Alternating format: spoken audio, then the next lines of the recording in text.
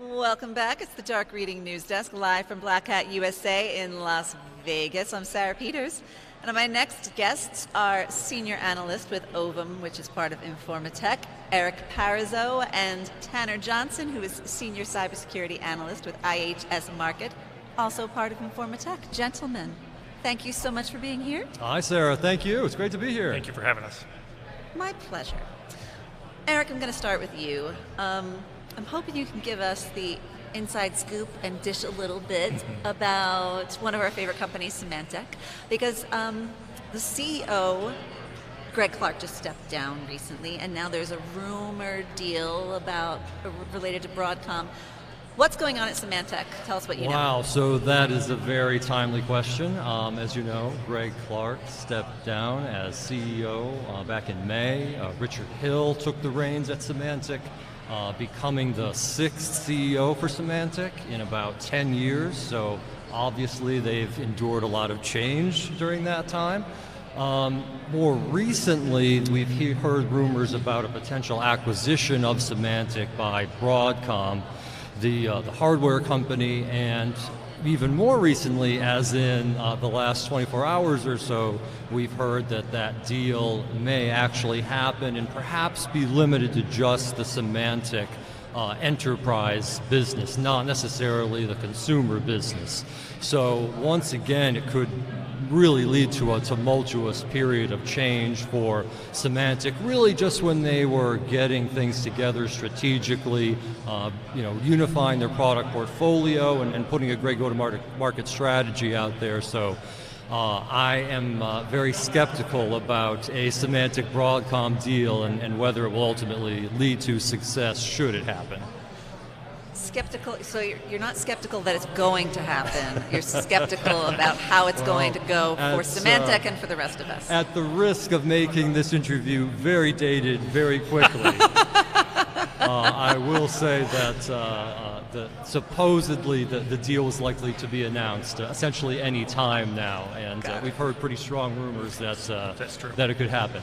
So again, if should that come to pass, unfortunately, my biggest fear is that will lead to a repeat of the Veritas era at Symantec, where ultimately they brought in technology thinking that it would be able to kind of merge the software and hardware security worlds.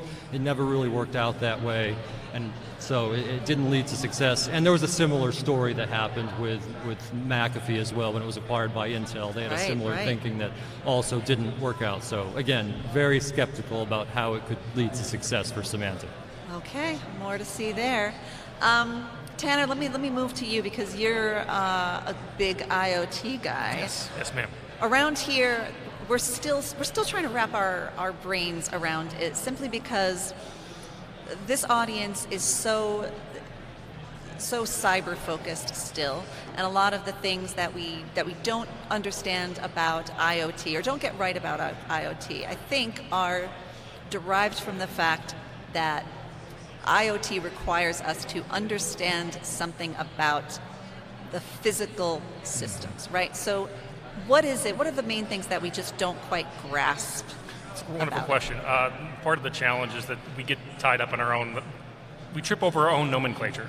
Truly, our own definitions, how you define IoT and how other industries might approach the subject can have conflicting views. And so the establishment of some standards, some standard definitions is important. For instance, the industrial side of the discussion is extremely challenging because you have components that were built 30 years ago, designed to last, that were never intended to be connected to the internet of any kind.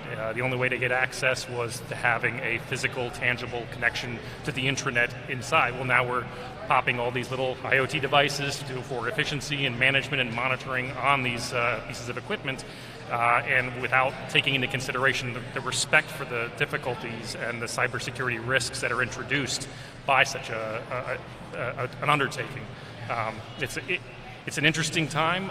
It's a very nascent market, and that's part of the complication. But every market has a new challenge when it comes to its implementation. Well, gentlemen, I wish we could talk all day. That's about all the time we have. Thank you both so much for stopping by. Thank you very much. Thank you, Sarah. Appreciate it. Pleasure.